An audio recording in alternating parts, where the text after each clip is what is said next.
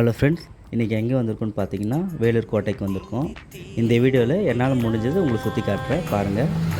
துண்டி துண்டி தேனை ஊட்டுகிறாயே, நீயே காதல் நூலகம் கவிதை